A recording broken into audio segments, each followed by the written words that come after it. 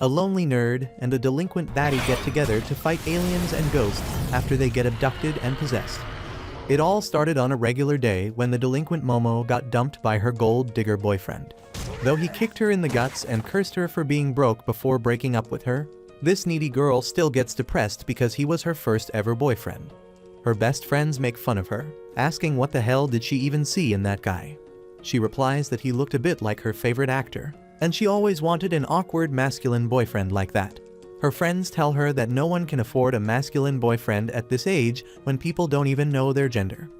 Later, Momo drags herself through the corridors when she notices some boys bullying a poor nerd named Ken. Momo takes a seat next to the poor nerd and starts talking to him, and since the bullies don't dare to mess with her, they quickly turn their faces around. She then heads out with her pent-up stress reaching its limit, when suddenly, the nerd Ken comes there. He doesn't dare to face her, but yells that he knows Momo is in love. Momo tells him to come out of his Delulu world because, even though she is desperate, she won't fall for someone like him. However, what Ken means is that she fell in love with the content in his magazine that talks about UFOs and aliens. Momo tells him she's not interested in all those stupid conspiracy theories, but Ken is still persistent like a YouTube pickup artist. Momo tells him to shut the hell up because she doesn't have time for his yapping when she just got dumped. She tells him that he doesn't have any friends because he is a pushy nerd, leaving Ken stunned. Momo immediately realizes that she was a bit too harsh with him and picks up his book while apologizing. She tells Ken that she doesn't believe in aliens, but in ghosts, and he suddenly starts laughing at her. He says that just because she gets ghosted doesn't mean they exist. They start arguing about whether ghosts are real or aliens and decide to prove to each other that they are right. At night, Momo goes to a creepy abandoned hospital because according to Ken, that is the place where aliens abduct humans. On the other hand, she has sent Ken to an abandoned tunnel, saying that it is a spiritual hotspot with many ghost sightings. Ken is nervous, and as he heads closer to the tunnel, he feels the tunnel drawing him in. He asks Momo if she has ever seen a ghost. She tells him that she has not, but she is sure that ghosts exist because her grandma is a shaman, and she has learned all about ghosts from her. Because of her grandma, she always had to do a good luck ritual whenever she left the house and walked to the school while raising one finger above her head. Momo says she always felt odd doing that, and everyone made fun of her, so she got mad at her grandma for telling her to do something so stupid. That is why she had a big fight with her grandma and stopped doing the good luck ritual. However, she now understands that she was not mad at her grandma, but at the boys who made fun of her practices. She tells Ken that she was always proud of her grandma's unique job, and that is why she wants to believe in ghosts. Once she is done with her story, Momo asks Ken why he is into aliens. He tells her that he doesn't need a reason to like aliens, and she is fine with that. Just then, Ken sees some bloody footprints on the ground that stop right where he is standing. He immediately turns around to see if anyone is nearby, and to his horror, there is the ghost of an old hooker who tells Ken that she can give him a hawk tuah for $2. Ken freaks out and starts running away from her while screaming. Momo asks what's wrong, and he tells her that he just ran into a lewd old woman, trying to convince himself that he didn't just see a ghost. Momo tells him to stop running because the old ghost called Turbo Granny will chase after him, and if she catches up to him, he will forever be cursed. She is too late in telling this because the ghost catches Ken almost immediately, and Momo only hears his screams before the call ends and her cell phone screen turns red. She thinks that Ken is in danger and rushes to help him when suddenly, the lights of the building go out, and 3 weird-looking people appear. Momo wonders what the hell is happening and tries to run away, but the 3 men catch her. When she wakes up, she is being held captive in a special chair. The 3 men tell her that they are aliens from the planet called Serpo, where only males exist and they reproduce through cloning technology. Excessive cloning messed up their evolution chart, and they have lost all their basic emotions, so they are on Earth to find females here to help them kickstart a new generation. One alien pulls out a massive mechanical schlong out of his pants, which makes her scream, but her struggles are useless as the aliens use their hypnotizing power to put her to sleep. However, just as they are about to take away her V-card, her cell phone rings. They all stop, and one alien goes to pick it up, and then suddenly, the granny ghost comes out of it and smacks him away. She immediately proceeds to bite the balls of the alien and sends him flying. It turns out Ken's body has been possessed by the ghost, and Momo is relieved to see him even in this form. She asks him if he can help her, but Ken loses control of his body to the Turbo Granny, and one of the aliens turns into a humanoid zebra to attack her. The Turbo Granny quickly dodges the attack and then destroys the alien's body. She attacks the last alien after that, but he uses a special attack to send her crashing into the wall. Ken suddenly gets some control of his body back, and he tells the aliens that he is willing to give them anything they want if they let the girl go. He yells that since he had no friends, he always wanted aliens to be his friends. He reached out to them countless times from his childhood, but they never came. He kept getting bullied by his classmates, and no one ever acknowledged him till Momo came along and treated him like a human. He declares that he won't let anything happen to her, even if he has to become a monster for that. He turns into a ghost again, but the alien immediately shoots him and forces him to return to being closer to a human. The alien decides to dispose of him because they don't have any use for males. He then begins manipulating Momo's brain, and as she resists, she remembers how her grandma used to tell her to release her kai from the top of her head. She wonders why she is remembering it now but decides to give it a shot. She tries to release her kai from the top of her head, and suddenly, the device holding her down shatters. No one can believe what just happened, but Momo finally realizes that her grandma was preparing her for this day the entire time. She feels her body overflowing with power and sends the alien flying with a kick, and he crashes into the moon, which was actually their spaceship in disguise. The things with aliens seem sorted, and Momo tells Ken that they should escape now. However, he is under Turbo Granny's control right now, and she attacks Momo. Momo tells her to let go of Ken, and with her power, she pushes the old ghost out of his body. However, Ken begins to squirm around in pain, and Turbo Granny says that she has control of his little banana, and as long as she has that, he will remain possessed by her. Momo tells her to return Ken's manhood to him at once, but Turbo Granny tells her to come to her tunnel so that they can have a fair match if she wants to save the boy. Turbo Granny flies away with that, and then the alien spaceship heads straight towards the building. It pierces through the building, and Momo somehow gets out safely with Ken. Later, she injects her kai into his body to keep him stable.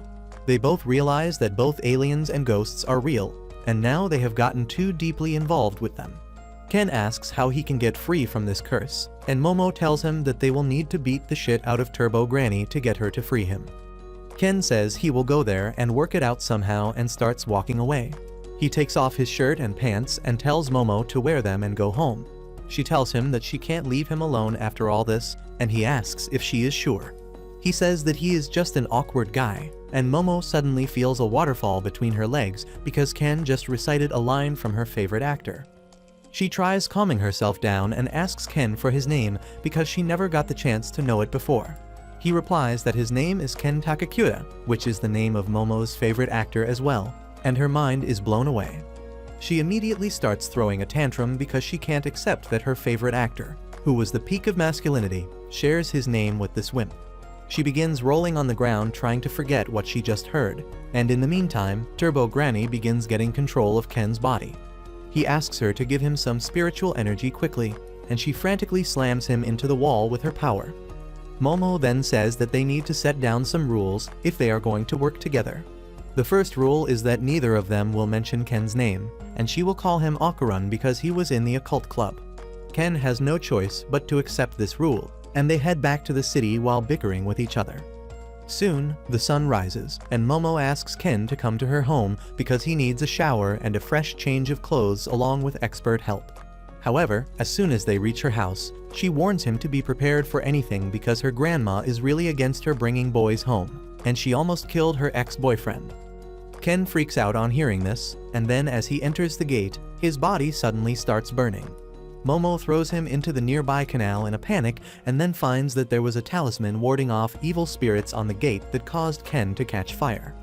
This dimwit removes the talisman so that Ken can come inside, and only after that does she notice that he got a new hairdo after almost burning to death. She leads him inside the house and finds that her granny is not home, so she tells him to wait outside the room while she changes. However, the moment she stops supplying him with her kai, he begins turning into a ghost again and barges into her room.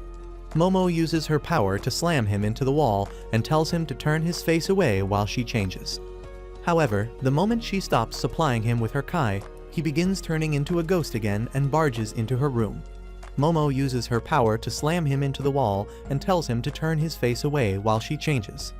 When she is done, she gives Ken some of her old clothes to wear in the meantime, but he is still too shy about being in a girl's room.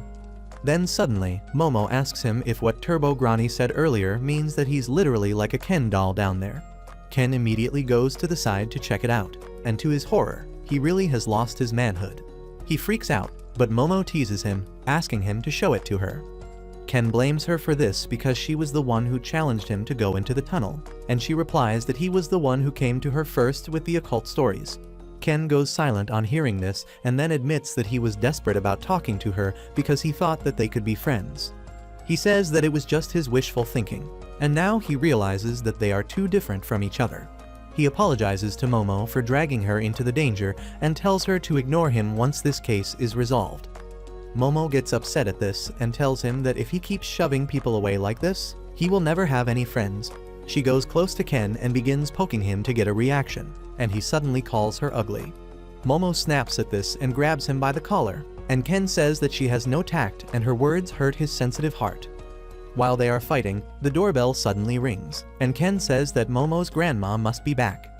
She just tells him to stay quiet because their doorbell doesn't sound like this. She suddenly remembers that her grandma once told her that they have 2 doorbells. One of them is for humans, and the other is one for evil spirits, and one of them is right outside their door. Momo freaks out as she realizes that the evil spirit entered their property because she took the talisman from the gate, and she decides to place it back to ward off the evil spirits. She tells Ken to wait outside their boundary till her grandma gets home, but just as they go outside, the sky turns dark, and then suddenly, the house and the garden are suddenly enclosed by thick stone walls. Ken and Momo freak out because now they are trapped inside and can't put the talisman outside the gate because the gate has been fused with the walls. Suddenly, they start bleeding from their nose, and Momo looks around to find the cause and sees a giant monster hanging upside down over her house. It calls them evil people who broke their promises and tries to punch them, but Momo pushes Ken away from danger, and the monster's punch hits the talisman and the wall. The giant sumo spirit chases them while demanding Ken to give him his banana, making Ken wonder where all this demand for his member was all his life before this day. He then says that the monster chasing after them is not a spirit, but an alien called the Flatwood Monster that has been sighted all over the world before. He believes that the doorbell that senses evil spirits got triggered by the alien, and there must be some similarity between the two. Meanwhile, the giant alien begins spewing poisonous black smoke from its mouth, and Momo says that if they don't do something about it, they will die. Suddenly, things become even worse as Turbo Granny begins taking control of Ken again, and while Momo tries to subdue her, the alien attacks them, destroying the house. They run away and take shelter in a storeroom where Momo manages to push the ghost back, but Ken's left hand still remains cursed. Momo tries focusing and dispelling the curse of the granny ghost entirely, but then Ken gets an idea. He asks her to let the curse take over him, because he can use that power to fight against the alien. Suddenly, the alien finds them and destroys the storehouse, and they barely make it out alive. Ken asks Momo to just release the curse on his body and keep the curse on his mind under control so that he can fight properly, and she tells him that she has not mastered her powers to that level. She still tries her best, and as the monster sends another shockwave towards them, she succeeds in giving Ken what he wants. He can now control his power fully and evade the attacks thanks to it. Momo is impressed, but to her shock, Ken has become a lazy and depressed person in this form. Just like me, but with superpowers. He drags himself towards the alien and just stands there as the alien smashes him with a clap. However, Ken dodged the attack at the last moment thanks to Turbo Granny's power and also tore away the alien's fingertips. Momo is confident that they can win, but then suddenly Ken coughs blood and loses his powers. The alien smashes him into the ground, but before he can do anything else, Momo pulls Ken back. He apologizes that he failed to use the power of Turbo Granny because his body couldn't handle it. He freaks out, wondering how they can defeat the alien monster, when suddenly, Momo gets an idea. Since the alien is using sumo moves, she thinks if they get its hands to touch the ground, it will be defeated as per the rules. Ken tells her that she is a goddamn genius and gets ready to attack the alien once again. With Momo's help, he enters his superpowered mode again and charges at the sumo alien, tearing through its leg with great speed. Momo finishes the job by using her power to force the alien to the ground, and just as its hand touches the ground, it melts. However, the alien has got some crazy core strength, and it does a backflip to get on its feet before its second hand touches the ground. It then grabs Momo and punches her against the wall, and the curse begins to take over Ken's body. The curse suddenly stops, and the confused Ken looks at Momo, who is still fighting back despite taking serious blows from the alien. She taunts it, calling it a cheater who keeps fighting even after touching his hand on the ground, and the alien begins pummeling her. Ken screams at her to let him fight, but Momo eats up all the punches till she is in a crater in the wall. Once she is confident that the depth is enough and she is out of the plot, she pulls Ken towards her and then puts the talisman back on the gate, reinstalling the protective field that burns away the alien. Momo hugs Ken tightly so that he remains out of the protective field, and after a few seconds, as the alien is completely disintegrated, everything returns to normal. Momo is overjoyed that they won, but then suddenly, she loses consciousness because of using too much energy. Ken tries to reach her, but then the Turbo Granny takes over his body. Turbo Granny lifts Momo up when suddenly a wooden brick and a nail hit her head and send her flying as Momo's granny Seiko, a total gilf, comes there. She says that she thought that her granddaughter brought another loser home, but this time, he is not even human. Turbo Granny immediately attacks the gilf from behind, but she has a protective barrier around her that burns the ghost before she can touch her. Seiko knew this is how things would play out, and just as she calculated, the ghost is already in a barrier she has set up. The ghost tries to attack her, but the barrier sets her on fire as soon as she touches it. Momo's grandma begins smashing Turbo Granny, but not in the way you all want to smash her. She beats the ghost with her bat to exorcise it, but Turbo Granny warns her that if she kills her, the boy she is possessing will also die. Seiko says that she doesn't care about that, and it will be better for her if the boys in Momo's life just vanish. She creates another circle around the barrier and then erases the first one a bit, burning the ghost. Hours later, Momo finally wakes up in her room, and the first thing she thinks about is Ken. She runs downstairs where her grandmommy is rewatching Friends like she used to do in her youth. Momo asks her if she saw a boy with glasses, and her grandma asks her if she sent the boy to a spiritual hotspot. Momo affirms and then asks what happened to Ken. Seiko says that she destroyed the evil spirit, and Momo freaks out. Suddenly, Seiko changes her attitude and brings up the grudges from the past when Momo told her that she was a fake and ghosts aren't real. The frustrated Momo bows down to her as she apologizes and asks her what she did to Ken. Her grandma tells her to head to the main shrine, and Momo curses her as she runs towards the shrine, thinking that she will find Ken's ashes there. She begins to blame herself for this because Ken just wanted to make friends, and she got him cursed. However, when she opens the door of the shrine, Ken is peacefully eating rice. He gets really relieved to see her because he thought he harmed her, but Momo shuts the door in his face because she suddenly realizes that she was worried about this nerd. After she curses him for being alive, she finally feels relieved, and just then, Seiko comes there. She teases Momo for being so desperate earlier and asks if she likes nerds. Momo tells her to snap it, and then Seiko says that she locked Ken in the shrine so that Turbo Granny doesn't take control of him.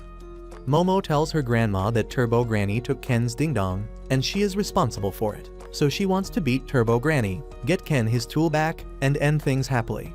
She also tells the girl about meeting aliens and awakening her psychic powers, but Seiko doesn't believe in aliens at all, and she has only heard about the existence of psychic powers. She tells Momo to forget about Ken ever becoming normal, because Turbo Granny is a powerful ghost that has been around for centuries, and to make matters worse, it seems that there was another powerful ghost in the tunnel that she recently moved into, and the two ghosts have fused together. Seiko says that the tunnel is the ghost's domain, and in the past when she tried to exorcise it, she could not enter because the spiritual pressure there was extremely strong. That means defeating Turbo Granny is impossible as long as she is in the tunnel, and Momo would die if she tries to fight her. Despite the risk, Momo wants to take responsibility and help Ken, so her grandma tells her the only way to win. She needs to challenge Turbo Granny to a game of tag and take her out of her domain, which is unfortunately the entire city. If they can bring Turbo Granny out of the city without being caught, she will become quite weak, and then they can defeat her. Momo panics on hearing that because she knows that she won't be able to outrun that monster. But Seiko says she was not talking about her anyway. She opens the door and tells Ken that he needs to beat the old ghost in a race. Ken says he has terrible stamina and can't even sustain the superpower mode for more than a few seconds, and Seiko tells him to begin training immediately. She tells him to follow the One Punch Man training routine and carry Momo on his back while running so that she can control the curse from overtaking him. She tells Momo to level up her psychic powers as well, and she is going to train them both starting tomorrow. The next morning, Ken finds himself in a troublesome situation as he needs to attend to nature's call urgently. But if Momo isn't watching him all the time, she can't subdue the Turbo Granny. Seiko simply tells her to watch him while he relieves himself, but both Ken and Momo say that it is not their kink. That suddenly makes Seiko question how Momo is even controlling the curse. Momo explains that she can see an aura around everything, and when she crushes the ghost's aura that is around Ken, she can keep him normal.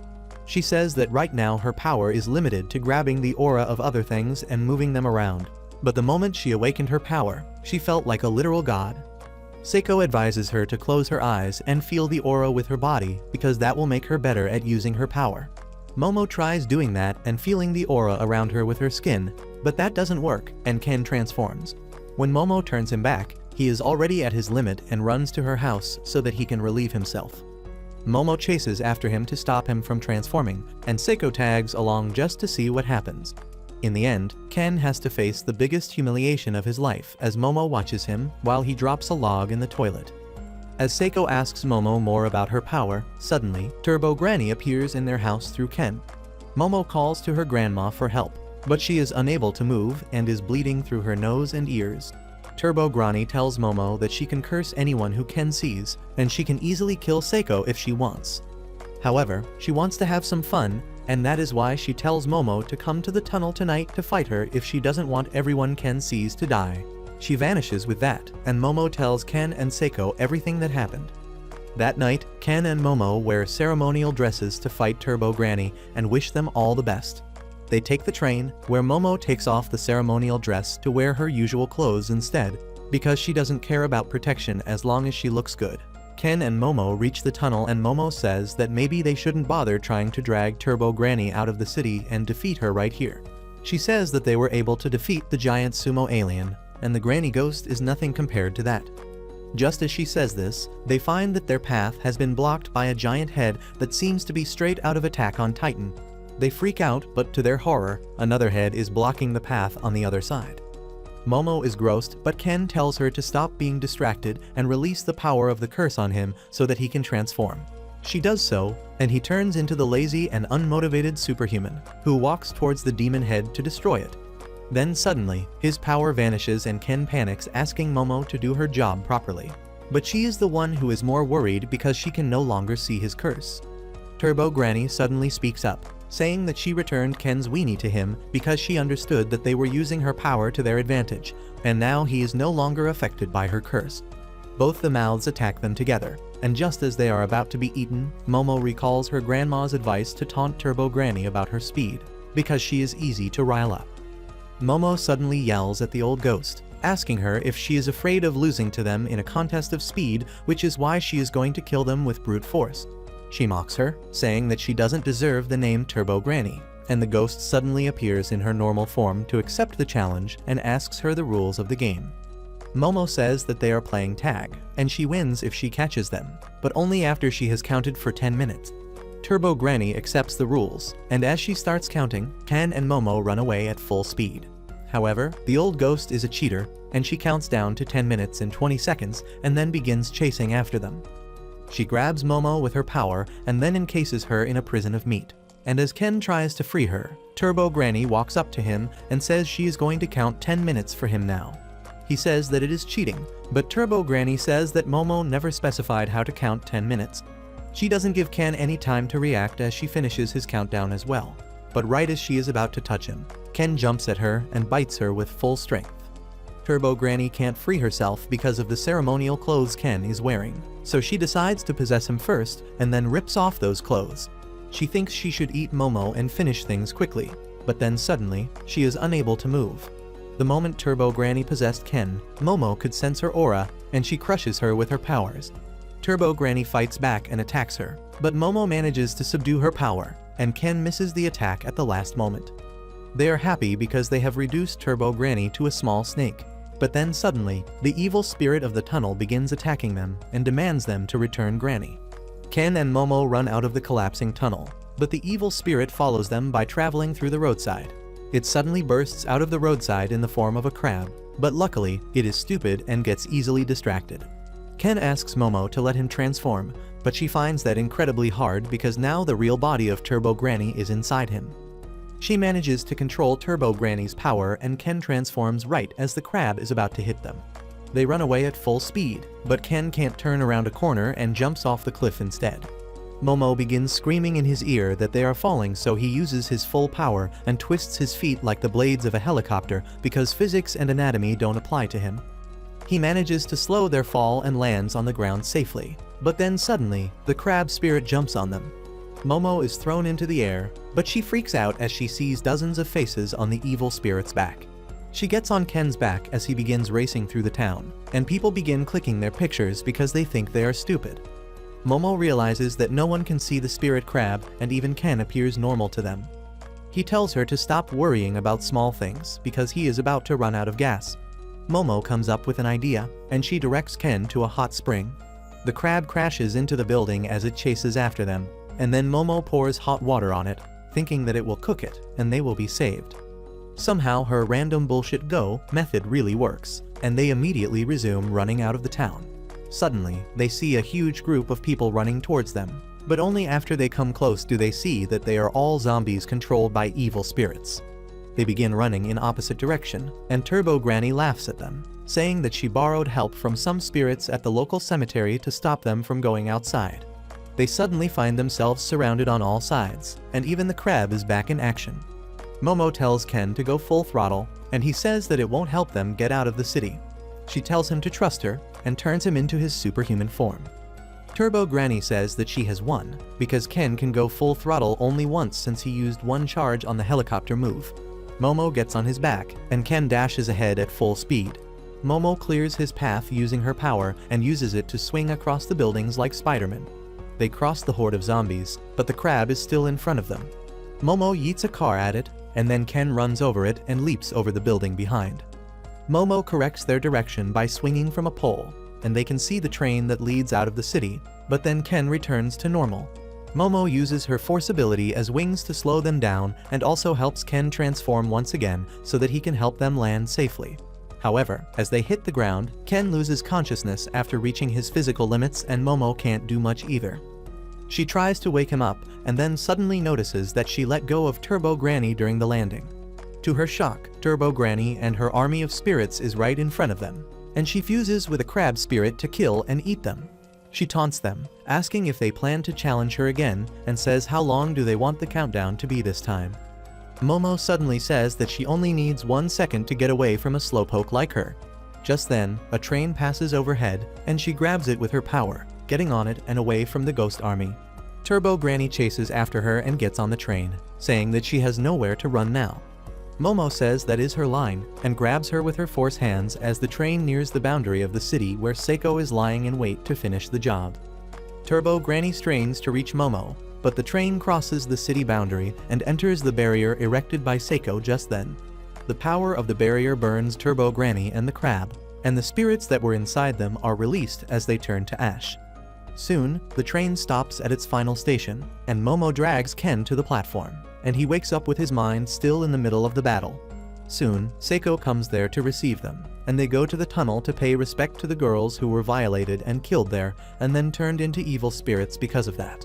Seiko says that shamans like her have chased after Turbo Granny for a long time, and she always was found near places where spirits of girls who were tormented were present. She says that maybe Turbo Granny just wanted to support them, but humans and ghosts should not intervene in each other's business if they want to exist peacefully.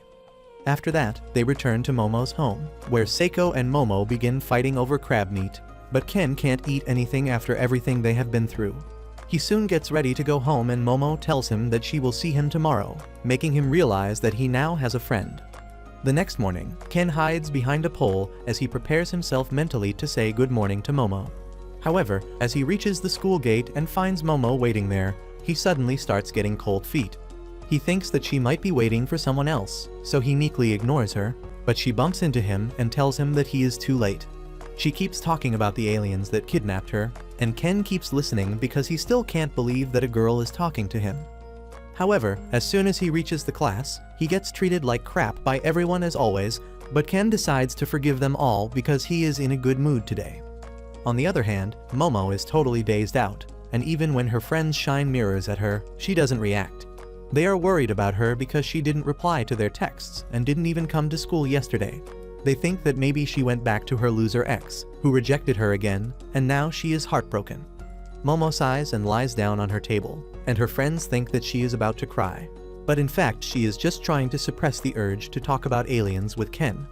He too feels the same and blames himself for being a wimp and not being able to answer Momo's questions this morning. They patiently bide their time and, during lunch break, head to each other's classrooms that are right next to each other, but because of the huge crowd, they pass each other. They try to check the cafeteria and the snack distribution on not finding the other in the classroom, but timing is a bit and they miss out on each other once again. They sit on benches on either side of a corridor and begin thinking that maybe their friendship isn't going to work out. Ken fears that Momo must have realized that he is a boring loser, and she feels that he must be irritated by her because she was too eager and impatient. They begin heading back to their classes with their heads down in disappointment and clash right in the middle of the corridor, sharing a very short accidental kiss. They freak out because of the accident, and then realize that they were searching for each other this whole time while thinking that the other one was avoiding them. The situation becomes really awkward, and Momo tries to change the topic when suddenly, her friends who were watching them the entire time speak up. They say that Momo and Ken kissed right now and ask her if this guy is her rebound. Momo panics on hearing that and says that she will never kiss a four-eyed nerd like him, and Ken claps back, saying that he will never let a bitch with a nasty attitude kiss him either. They begin yelling at each other and say that they don't want to see each other again. They go to their classrooms, but Momo's friends totally ship them. Ken goes to the toilet to relieve himself, thinking about how he is going to apologize to Momo for this, but as he opens his zip, he finds something very wrong with his tools. On the other hand, the girls in Momo's class have surrounded her, and her friends are telling them that they just saw her kissing a cute nerd. Momo gets flustered as she tells them that it is just a misunderstanding, and then Ken enters her class, panting and sweating. He tells Momo that he needs to talk about something very important with her in private, but she dismisses him, saying that she doesn't want to. The girls begin teasing Momo for being too cold to her boyfriend, and she tells them to shut up because there is nothing going on between her and the nerd. She says that she doesn't feel like talking to him, and Ken gets upset.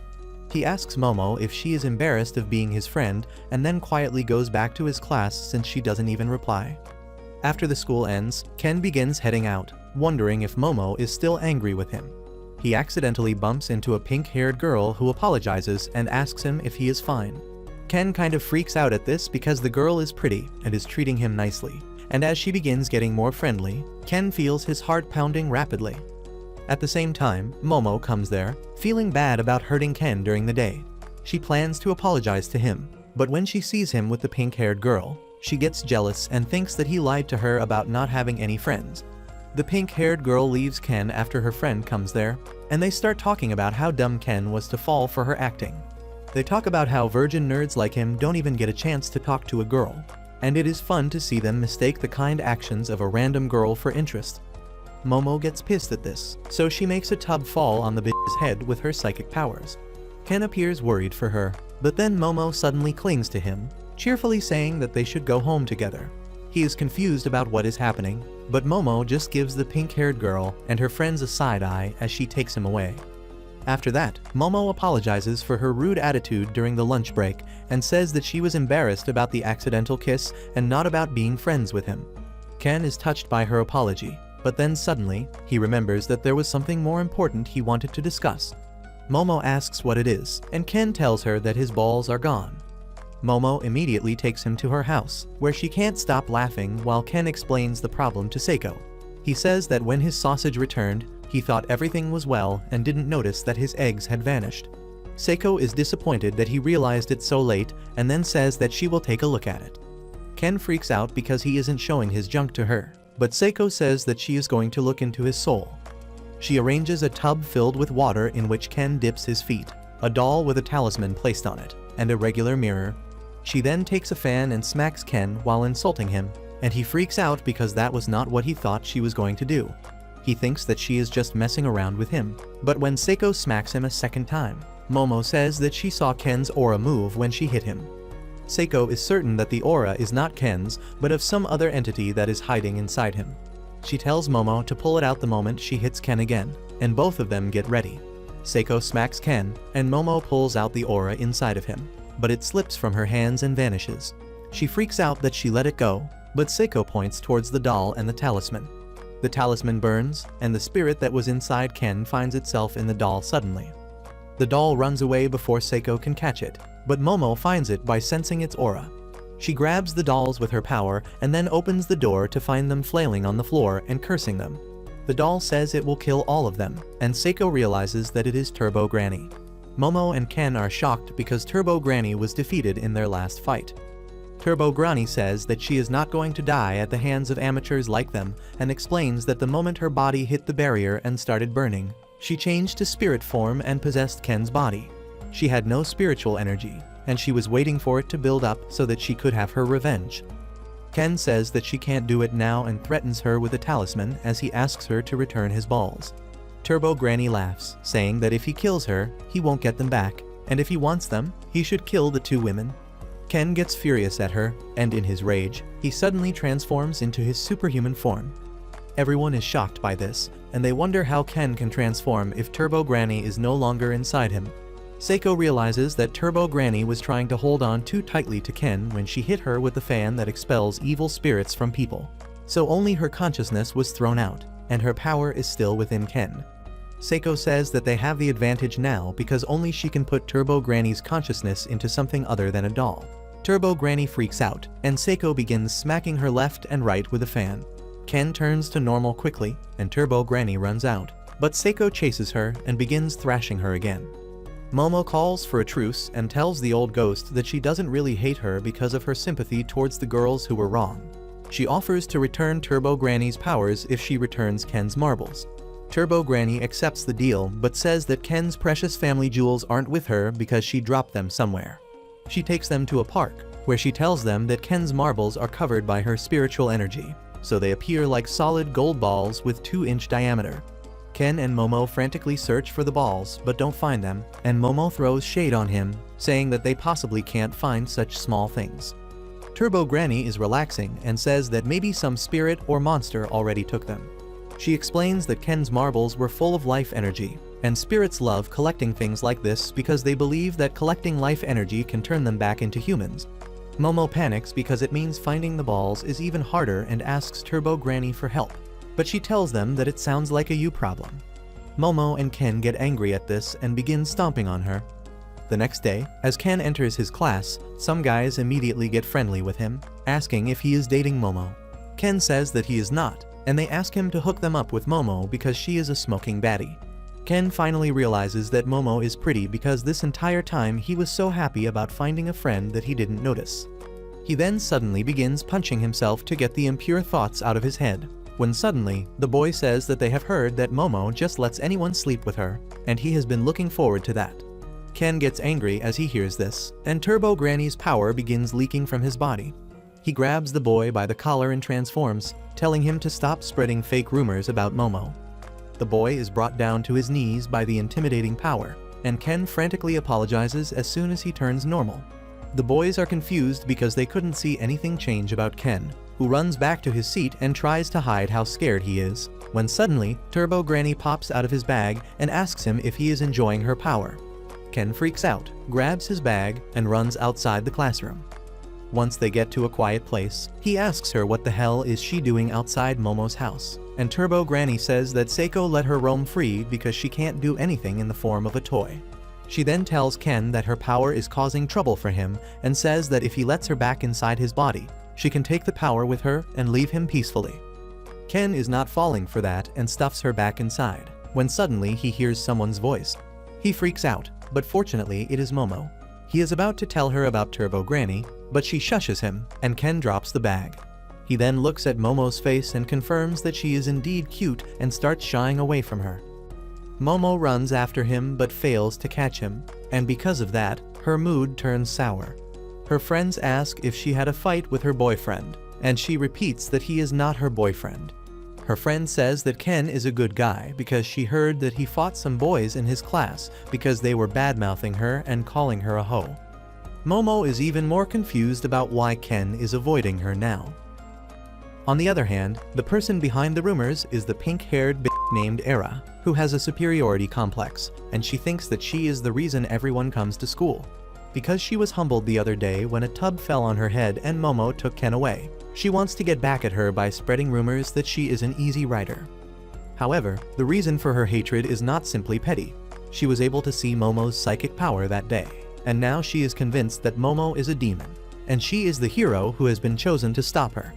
This Delulu dummy has proof that she is the chosen one because she has a golden ball that fell from the sky, which is obviously a sign from above. It all happened on the day Ken and Momo were fighting Turbo Granny on the train, and she dropped Ken's marbles. One of them landed on Era's head, and as she picked it up, she became able to see the spiritual world. Ever since, she has been carrying Ken's left nut in her pocket and caressing it often, unaware of what it truly is.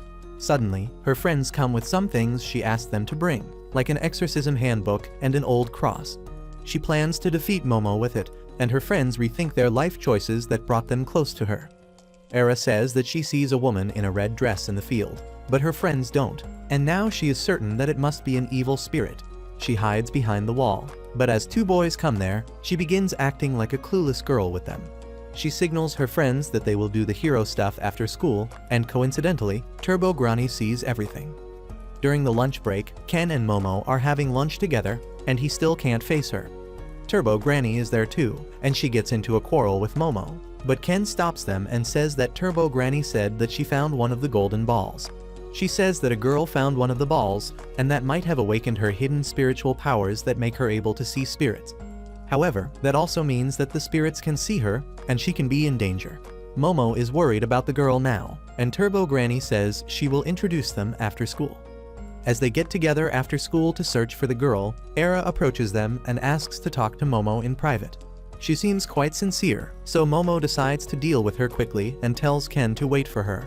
And only after they are gone, Turbo Granny reveals that Era is the girl she was talking about. Era leads Momo to an abandoned warehouse, where her friends were lying in ambush.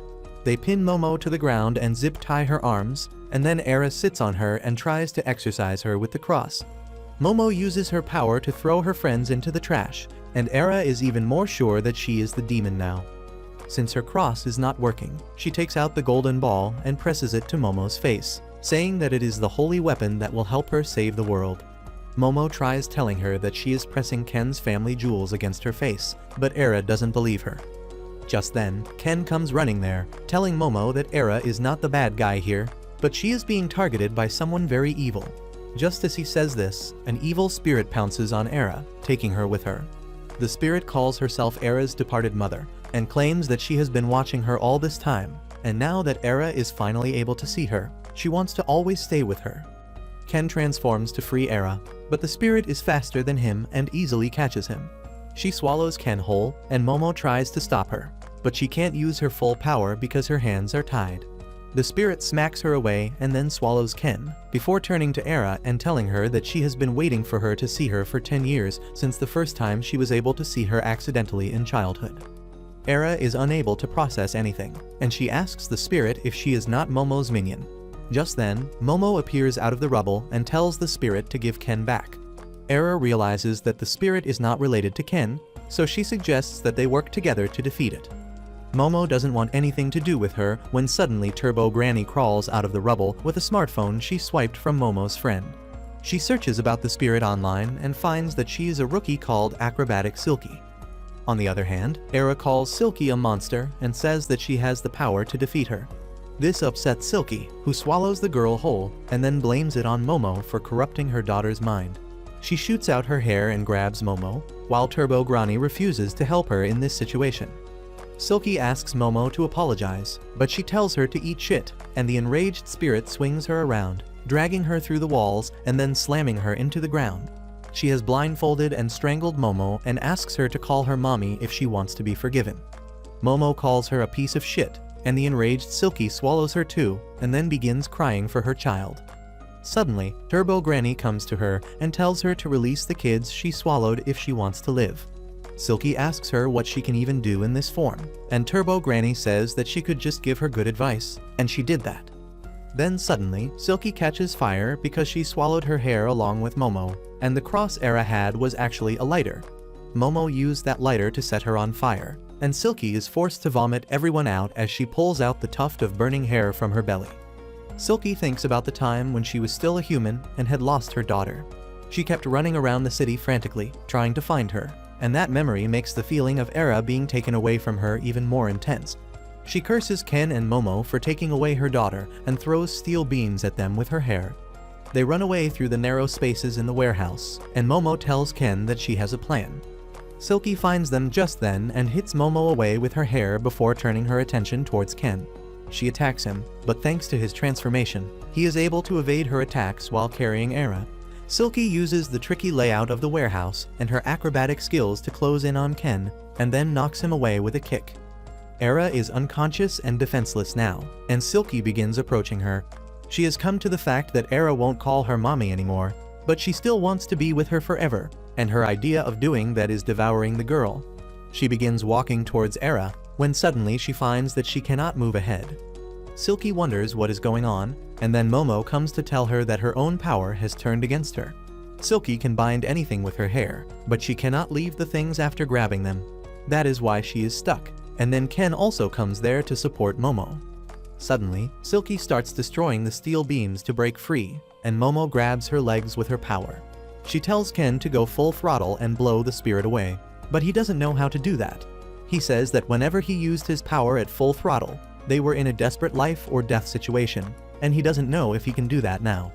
Momo tells him to just kick Silky with all his might, but while they are bickering, Silky tears her hair and attacks them. Momo kicks Ken to save him from Silky's attack and then tells him to hurry up and deal with her. Silky tears through the psychic power and then regrows her hair instantly to attack Momo, but Ken activates his power at the same time and charges ahead, headbutting Silky with his full strength. He slams her through the wall and into the next building, knocking her out. Momo is impressed, but Ken is already out of gas, and Turbo Granny kicks him because he could use her power just once. Momo asks if she should call her grandma to exorcise the spirit, but Turbo Granny tells her to not bother with it because Silky ate one of her attacks right now, and she won't be able to use her power for some time. She then reveals that Era has the golden ball and goes to retrieve it, while Momo wonders how the girl is related to Silky. Turbo Granny soon finds Ken's golden balls, and while he is rejoicing, she drops the bomb that Era is dead. Ken and Momo freak out, and they go to check on Era to find that she really has no pulse. Turbo Granny tells them that it is no surprise because she was eaten by a spirit, and since she wasn't too strong, she was easily killed. Momo tells her to shut up and call the ambulance while she tries jump-starting Era's heart by squeezing it with her power and gets Ken to give the girl some oxygen. It doesn't work, and then Silky wakes up. Ken goes to fight her, but the spirit says that she wants to help them in bringing Era back to life. She asks Momo to take her aura and give it to Era, because that will provide her with the life force needed to bring her back. Momo doesn't trust her and says that she will definitely try to eat them again, and to prove that she doesn't want to harm them, Silky tears apart her mouth so that she can't eat anyone again. Momo is dumbfounded, but then Turbo Granny tells her that using Silky's aura is the only way to bring Era to life. Momo still doesn't trust the spirit, so she tells Ken to transform and stand by in case she tries anything. She then grabs Era's and Silky's aura, acting as a channel between them. As her aura is being taken away, Silky remembers the time when she was alive. She was a single mother who took multiple jobs to support her daughter and even worked as a hooker to get some money. Her daughter was the only source of joy in her life, and they were happy together. Then, on the night of her daughter's birthday, two thugs broke into their house. They thrashed Silky and took her daughter away. She frantically tried to search for her, but collapsed on the road and died there. After becoming a spirit, Silky's memory began fading away. But then one day, the young Era accidentally touched her, thinking that she was her mom, who had just died. The girl did not know that Silky was a ghost, but on seeing her, Silky was reminded of the daughter she had lost. She could not remember her daughter's face, so she believed that she was Era's mother and swore to protect her this time, turning into a monster for her sake. Suddenly, her flashback ends as Momo finishes transferring her aura into Era's body. Momo falls to her knees, and Ken gets ready to fight Silky, thinking she did something to her. Momo tells him to stop with tears in her eyes because she could see Silky's memories, and then Era suddenly wakes up. Silky apologizes to her for turning into a monster who tried to hurt her when she just wanted to protect her. She begins disintegrating slowly, and Turbo Granny tells Momo that since Silky gave all her aura to Era, she is going to die. Since she still has regrets, she won't be able to pass to the afterlife, and her entire existence will be erased and no one will ever remember her. Momo grows frantic, asking if they can't do anything to help her, and Turbo Granny says that nothing they do can bring peace to the spirit's heart. Silky keeps regretting her life as she turns to ash, thinking that her daughter would have been safe and happy if she was not born to her. She wishes that she could have given her a better life, and then suddenly, Era runs towards her. She hugs Silky, calling her mom once again and thanking her for everything. The spirit finally remembers the face of her daughter, and that gives her the peace of mind needed to cross to the other world. Era and Silky cry as the spirit finally turns to dust, and Era prays that she goes to the afterlife peacefully and swears that she will never forget her. Later, everyone goes to Momo's home to eat, and Ken has one eye on Momo while the other on Era as he tries to figure out which one of them is more beautiful and where does he have a bigger chance to score. Momo suddenly asks Era if she hates her because she dropped a tub on her head. She says that it was not a big deal, and she doesn't want them to stay enemies over it, so she is ready to apologize, but only if Era apologizes to Ken for making fun of him. Era keeps slurping her noodles as she tells Momo that she is certain that she is a demon, which is the real reason she considers her an enemy. Momo slurps her noodles even more aggressively as she tells Era that she is dumb and stupid, and she got everything wrong. Era immediately points towards Ken and asks that if she is not a demon, why was Ken looking like one as he fought Silky? On top of that, Era refuses to believe that a beautiful and young woman like Seiko can be Momo's grandma. Seiko immediately folds on hearing this, and she takes Era's side, saying that Momo really is a demon. This further fuels Era's delusions, and she thinks that everyone here is a demon and Momo is their leader who wants to destroy Earth. Momo has enough of her bullshit, so she stuffs her mouth with noodles and starts speaking like a mumble rapper, and no one understands her. Era does the same, and they begin circling the table as they throw insults at each other in Goo Goo Gaga Duolingo, while Ken focuses on the noodles. After Era has her full, she decides to leave the house with a warning to Momo that she will defeat her the next time. Seiko encourages her, frustrating Momo, and then suddenly, Era returns to ask Ken why did he save her numerous times despite being a demon. Ken replies that he doesn't need a reason to save someone, and Era is moved. She says that Ken still has a human heart inside him, and swears that she will save him from Momo's control one day. She runs away with that, leaving everyone bewildered at her Delulu level. Soon after that, Ken finds himself in a pinch as Turbo Granny decides to insert his family jewel back where it belongs. It turns into a full-fledged baseball game as Seiko takes up a bat to hit Turbo Granny's throw. Luckily for Ken, she misses the shot, and the golden ball hits right where it should and reattaches to his body. Ken screams in pain, which is proof that there is something between his legs that can get hurt, and he is glad and embarrassed at the same time. The next day at the school, Momo begins wondering where to find the second ball. She suggests talking more about it during lunch break, but Ken says that he has to work on a report. She suggests going to an internet cafe after school, but he makes another excuse to turn her down.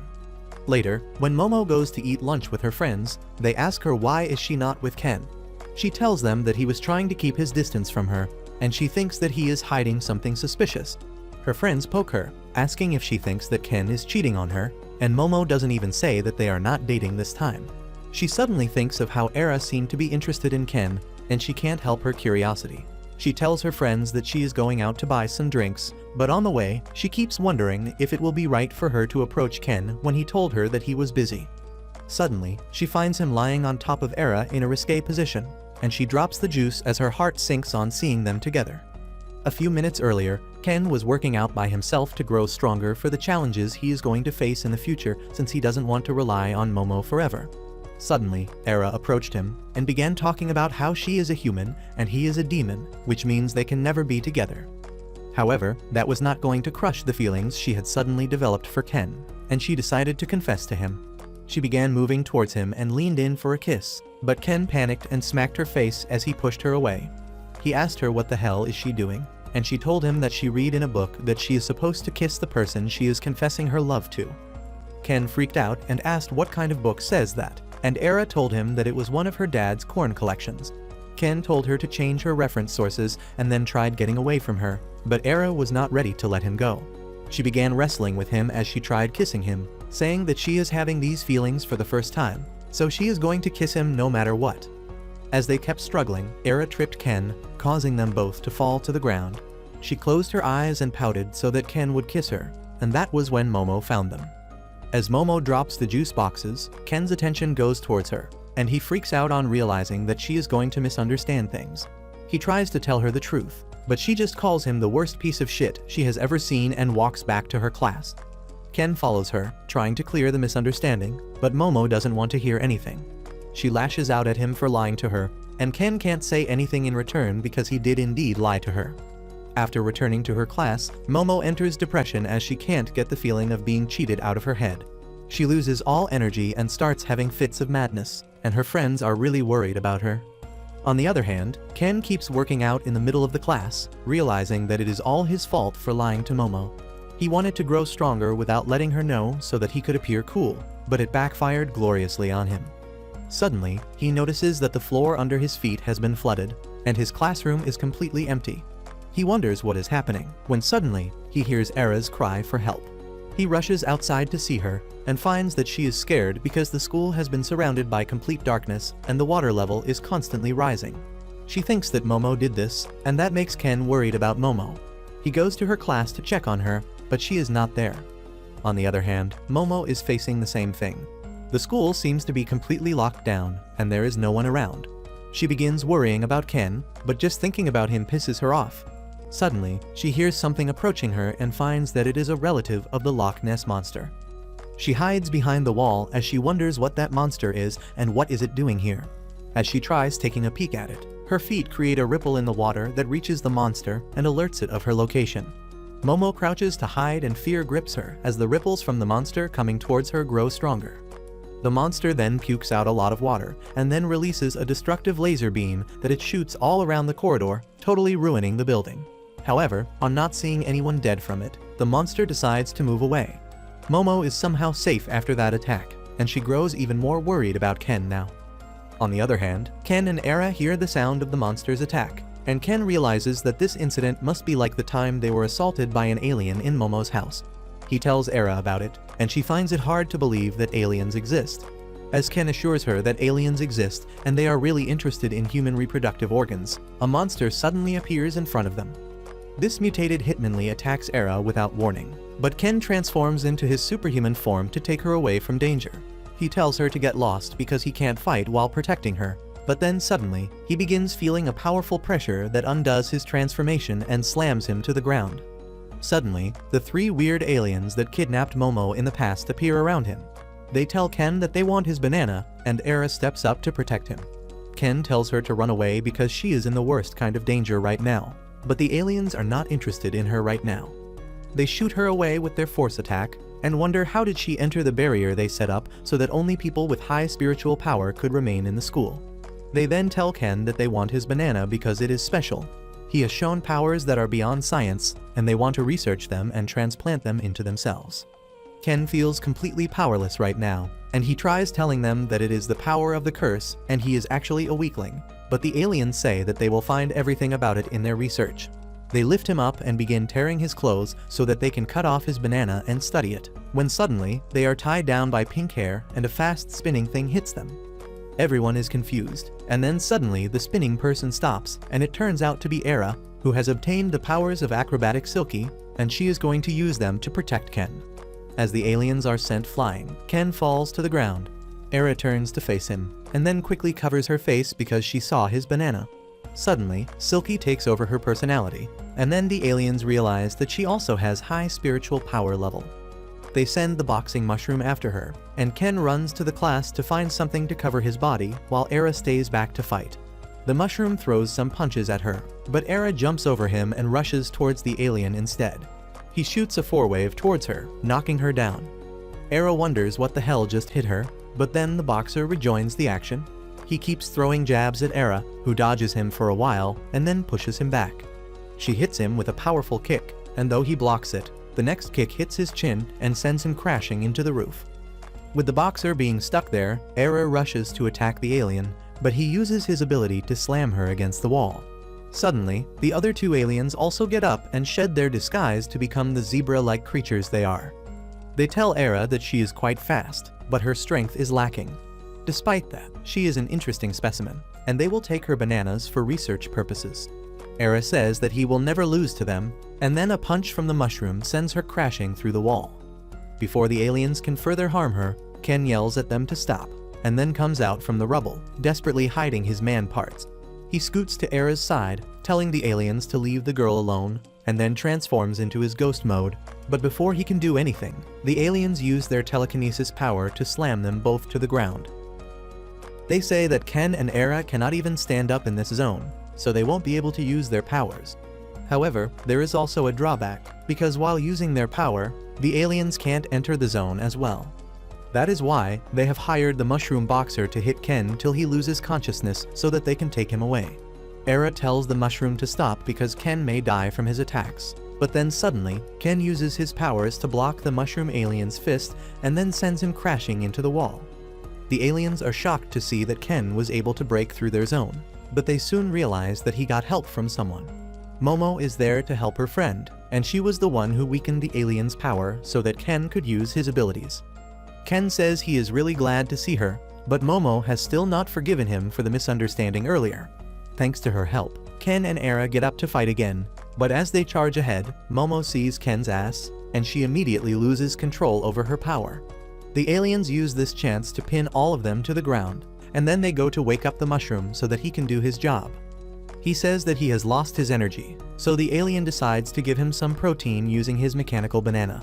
The mushroom cries for help because it is being assaulted, but then the alien transfers his genetic data inside him, causing him to evolve. The mushroom evolves into a zebra-striped mantis and launches some super-fast jabs at Ken and Era. Momo regains control and holds the aliens back. They tell the mantis boxer to get her first, but Ken and Era get up to defend her. Era attacks the mantis first, but he is too fast for her and slams her into the roof. Luckily, Ken can see its moves clearly, and he uses his super speed to protect Era from the alien's next attack. The alien attacks him again, but he dodges easily, and then Era lands a solid kick on the alien's head. She does salsa with Ken, borrowing his speed to continuously attack the mantis alien's weak point to knock it out. Suddenly, the water under their feet turns green and rises up to swallow them. The flooring vanishes, and they suddenly find themselves in a bottomless water body, and even the walls and the ceiling have turned into water. Everyone is confused, and then suddenly, Momo notices Knock Less Monster's cousin above them. She knows that it is bad news and tries running away, but Ken is astonished to see Nessie, who is one of the many undiscovered mysteries of Earth. Era tries getting close to him by showing interest in his interests, and Momo tells them to die together, if that is what they want.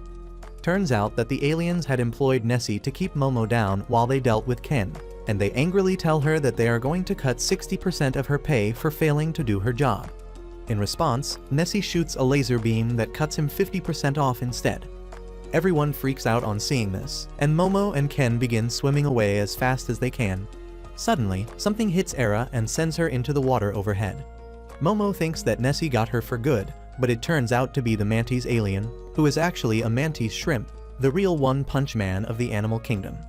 Its punches are 10 times more powerful underwater, but it can't breathe there and has to come up to the surface to breathe. Momo tells Ken to use Turbo Granny's speed to take him down, and he activates his superpowers as he dives into the water. However, he struggles to even move from his place and comes back up, telling Momo that Turbo Granny can't swim. The mantis guy gets underwater again and chases after them, throwing powerful punches, and they swim away as fast as they can. Ken says that they need to get Era back and then escape, but Momo says that she can't use her powers while they are being chased constantly. Ken tells her that he will keep the mantis distracted while she rescues Era, and she tells him to stop putting himself in danger. She says that all this happened because he was too busy making out with that thought, and Ken explains that he was not. They forget about the danger at hand and start a screaming match, when suddenly, Ken holds Momo's hand and tells her that if she feels bothered by something, she should talk to him about it. He says that he is fine with everyone else misunderstanding him, but he wants at least her to know the truth and believe in him. Momo is moved to hear that, and then suddenly, the mantis alien attacks them from under the water. Ken quickly gets himself and Momo to safety, and as they are in the water, They find themselves really close to each other. They get out, and the flustered Ken promises that he won't touch her again, but Momo gets an idea. She hops on Ken's back and uses her psychic power to propel him at super speed through the water. The Mantis alien follows them, but Momo makes Ken take off, and they enter the water body above them. Momo grabs Era, and they reach a classroom, where she uses her power to bring her back to her senses. She then tells Era to strip because it is hard to move underwater in wet clothes. Era says that she has decided not to strip until her marriage, but Momo gives her no chance. The two girls get on Ken's back, and Momo tells them to give it their all because they can't win otherwise. They dive underwater, unaware that the last surviving alien decided to fuse Nessie and Mantis with him to become even more powerful. As Ken and the girls go underwater, the fused monster notices them and shoots a destructive laser beam at them. Momo manages to steer Ken to safety, and then the monster runs out of water, so it can't shoot anymore. It begins recharging water, and Ken and the girls realize that if they can stop it from sucking the water in through the holes on its neck, they can defeat it. They ride Ken to reach close to the monster, and Era attacks it first. She goes close to it, but the monster surprises her with the Mantis punch, sending her away. It then shoots the laser beam at Ken and Momo, who somehow escape it and rescue Era on the way as well. Ken says that they can't defeat the creature underwater, but if they were on land, they would have a chance. Momo gets an idea, but then a torrent of water sweeps over them again, drowning them. The fused alien monster is in front of Momo, and it decides to kill her first before researching her. It punches her with full strength, but Momo was waiting for that. Just as the Mantis punch is about to hit her, she uses her full power and displaces all the water in the surrounding, causing the alien's Mantis arms to burst. Momo confidently tells the alien that they studied about the Mantis shrimp today and learned that if it tries to use its full power out of water, it will damage its own body, just like what happened now. The alien suddenly gets rid of most of his body and turns into an eel to bite Momo and take her away from the surface. It begins absorbing water to blow her away, when suddenly, Eri uses her power to restrain it and stop it from feeding the water to its mouth. Ken is perched on the hair rope, and as Momo uses her power to create air tunnel inside the water, he charges ahead at full speed, rescuing Momo and tearing through the alien. They hug each other tightly as the alien monster is destroyed, and soon, they find themselves lying on solid ground. They are relieved, and Momo says that thank God it is solid. Ken replies that's what she said, and they laugh, but then suddenly, other students notice them hugging tightly without wearing anything, and begin screaming and recording them. Ken and Momo freak out as they realize what just happened. They run away immediately, and Era also joins them, further increasing the confusion and curiosity of their schoolmates. Soon, the three of them find themselves in the office of the school nurse queen, who looks less like a nurse and more like a dominatrix. She coldly asks them if the reason they were found in the hallway without clothes was because someone was bullying them, and they tell her that it is not the case. Queen tells them to feel free to talk to her because she doesn't tolerate bullying, when suddenly, an old bald man comes there to call her to the principal's office. Queen first whips him for opening the door without knocking, and then tells the students to stay in the office for as long as they like. Once she leaves, Momo and Era freak out because they were seen in a compromising position by everyone, and now their high school life is going to be ruined. Momo begins cursing the aliens for being so persistent, and then asks Era since when was she able to use acrobatic Silky's power. She replies that her powers awakened right in the middle of the fight, and Momo thinks it is understandable because they transferred Silky's aura into her to save her life. Ken speaks up, saying that the aliens were after him and Turbo Granny's powers this time. He believes even though Era's powers help them this time, they might put her in danger the next time, and she starts blushing, thinking that he cares about her. Ken says that the aliens seem to want the power of spirits possessing them, and Momo asks why don't they target the spirits directly then. Ken suddenly has a eureka moment, and he excitedly declares that he understands everything now. He pulls the whiteboard and explains that the aliens have been spotted a long time ago, but they have not made any attempts to invade Earth because of the ghosts and other supernatural creatures who are protecting Earth since it is their home. He says that despite their advanced technology, aliens can't defeat the supernatural monsters because they don't understand them, and that is why they want to capture and research people like them who have supernatural abilities. Momo and Era are blown away by his theory, but then their attention returns to the fact that they were seen by the entire school in their underwear, and they begin panicking. Era says that she will tell everyone that Momo forced her and Ken to strip, and surprisingly, Momo lets it slide because she doesn't care. Just then, Era's friends come there to take her away, and they have already started seeing Momo as the villain. Ken asks her to say something to clear the misunderstanding, but Momo replies that the only misunderstanding she cares about right now is when she saw him on top of Era. She asks him to explain things clearly to her, and he says that Era tried to kiss him, and as he was resisting, he fell on top of each other. Momo asks him what the hell was he doing there in the first place and starts nudging him to spill the beans. Ken nervously tells her that he was working out in secret so that he could become strong and look cool in front of her. Momo is overwhelmed by this surprising information, and she says that Ken has a masculine side to him after all. He is flustered as he reminds her that he is a man, and Momo starts teasing him, asking him why did he want to look cool in front of her. Ken can't keep up with her, so he decides to leave but tells her that he won't say anything that will make her look like a villain. Momo stops him, and she is too embarrassed to say anything.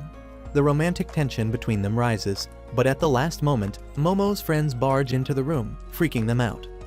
They ask Momo what the hell happened because they heard that she was hugging Ken naked in the hallways. Momo simply replies that they won't be able to understand even if she tells them, but one of her friends thinks that she is Sherlock Holmes and begins to create a theory from the facts they have. She begins saying that since Ken, Momo, and Era were found naked together, it can only point to one thing, which is an intense love triangle in which two girls fight for the guy's attention. They begin saying that Momo was sulking the entire time in the class and asking the Mantis shrimp to teach her how to punch so that she could beat Era and take Ken for herself. Momo tells her friend to stop creating a story, but her other friend points the light towards Ken, calling him the culprit behind this scandal. On the other hand, Era is back in her classroom, surrounded by her friends who want to know what happened earlier. She acts dumb and innocent as always and says that she doesn't want to talk about it. But then everyone starts blaming Momo for this. Era's friends remark that she had been bullying Era ever since the washtub incident, and then other people also start bringing up the rumors about her being a hoe. They begin plotting ways to get revenge against her, but Era can't bear this anymore, so she tells everyone to stop slandering Momo. She reveals that she was the one who spread those fake rumors about Momo, and she is not a bad person. She leaves the class with that, and goes outside to bang her head on a bench because she just sacrificed her popularity to keep Momo safe. Momo arrives there soon, and they start bantering again while discussing how things went in class.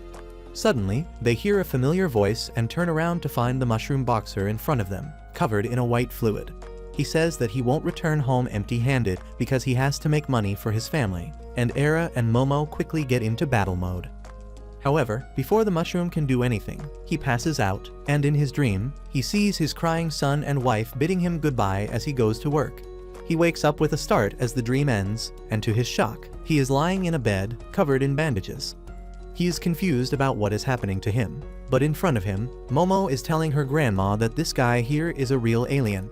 Seiko refuses to believe that, and says that he looks like a water spirit called Kappa instead. The mushroom boxer gets up and takes his stance, but Momo tells him not to try anything because her grandma won't show any mercy. Suddenly, his feet hit the plate of food Momo had prepared for him, and he grits his teeth in desperation before falling to the ground and then starts crying. He says that no one has ever been so kind to him, and swears that he will never harm them again as he stuffs his mouth with food. After that, Seiko treats everyone to a lavish lunch as always, and they start fighting amongst each other as usual. After that drama ends, the alien tells them that he is from a war-torn planet and his son is sick. If he is not given blood transfusion each day, he will die, and to afford that, he needs a lot of money. He says that while other members of his species are strong and work as soldiers, he was weak and had to take any odd jobs he could find. He then starts crying about his weakness because he couldn't earn enough money to save his wife's life when she was sick.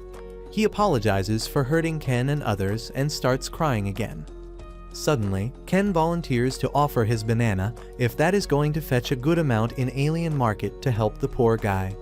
Momo asks him if he has lost his mind, but Ken says that he just wants to help a person in need, and he can always go and reclaim his banana. As they begin quarreling about that, The alien suddenly agrees with Momo that getting a huge amount of money in one go will not help him, and he needs to find a proper job. He refuses to be a burden on them anymore and decides to leave them alone. But then Seiko tells him that he stinks. Ken takes offense to that and calls her racist, but she doesn't give a shit about his political correctness. She smells the alien and asks if the white stuff releasing from his body was his blood, because it smells awfully familiar. She immediately gives the alien some milk and asks him to try it, and as he starts drinking it, he exclaims that this is their blood. Everyone is shocked, and Seiko says that his bandages smelled like rags used to clean milk from the floor, so she could come up with this solution. She says that she is impressed by her intelligence, and everyone tells the alien to take home plenty of milk. He says that this blood is too thin, and Seiko tells him that it was skimmed milk. She says that she has a friend who is in dairy business, and he will be willing to give a whole cow to the alien so that he can constantly provide his son with the necessary treatment. The alien bawls his eyes out, thanking her, and later, he takes the cow into his UFO, promising that he will never forget their kindness and come to their aid whenever they need him. He flies off with that, and then everyone returns to the house again. There, Momo, Era, and Ken kneel before Seiko, begging her to buy them new school uniforms. Seiko agrees to buy new uniforms for Era and Ken, but not for Momo because she knows that she is thinking of exploiting her some more. She tells her that if she wants a uniform, she should act like RoboCop, and Momo reluctantly does that. Just then, someone rings the doorbell, and Seiko sends Momo to open the door while still acting. She is surprised to see a tall, pink-haired guy named Gigi, and Seiko welcomes him because she had been expecting him. Ken asks who this handsome guy is, and Seiko says that he is Momo's childhood friend, and also her first love, which makes Ken all nervous and sweaty. As he looks at Gigi's handsome face, good build and nice posture, he is certain that this guy is a proper gentleman, and since Momo liked him, he must be really charming as well. However, Gigi says psych, and suddenly starts flailing his arms around like an idiot, calling Momo a cutie. Momo is grossed out at his behavior, but Ken is straight up flabbergasted. He doesn't understand how can there be such a gap between the guy's looks and behaviors, and Momo asks him to help her in killing him. Seiko walks towards Gigi, who immediately stands straight and starts rizzing her up, saying she is still as beautiful as ever. She is impressed and tells him to bring his stuff inside quickly. Momo asks her what the hell is happening, and Seiko tells her that Gigi is going to live with them from now on. Momo absolutely goes apeshit crazy on hearing this, but Gigi is still dancing like an idiot cause he is one. He goes inside after giving Ken a cool pose, and he is worried about him living under the same roof as Momo. Era, however, has another concern. She is convinced by Gigi's odd behavior that he is a demon who has come to help Momo in her plan to unleash Ragnarok on this world. She shakes Momo, telling her that they only have a temporary alliance as long as the aliens are a threat, but once that is over, she is coming for her ass. She runs away with that, and Momo is still freaking out because her little brain can't handle everything that's happening. A couple seconds later, Ken says that he will be going home now too, and she suddenly turns sober. As he drags his feet across her front yard, Momo calls out to him and then begins waving at her open palm. He doesn't get what she means, so she tells him that it is his turn to say, "See you tomorrow." Ken shyly tells her that he will see her tomorrow, and though Momo is happy to hear that, he is still as dejected as he imagines her living with her first crush. After a while, Gigi stuffs his face with food, and Momo demands an explanation from Seiko about letting him here. She explains that both his parents are hospitalized, and being a good citizen, she must help him out. Momo is not convinced by her answer, especially because Gigi keeps praising Seiko with each sentence he says, and she spoils him more and more with that. As they are washing the dishes later, Momo wonders if this goofball was really her first crush who used to make fun of her. Gigi also remembers that, and he suddenly apologizes to Momo for mocking her because she was right the entire time. He tells her that he can see ghosts now, and Momo freaks out. She asks him if he got a golden ball by chance, but he doesn't get that reference and thinks she is asking about his family jewels. Anyway, he tells her that his parents relocated to the mountains because of their job, but their new house was haunted.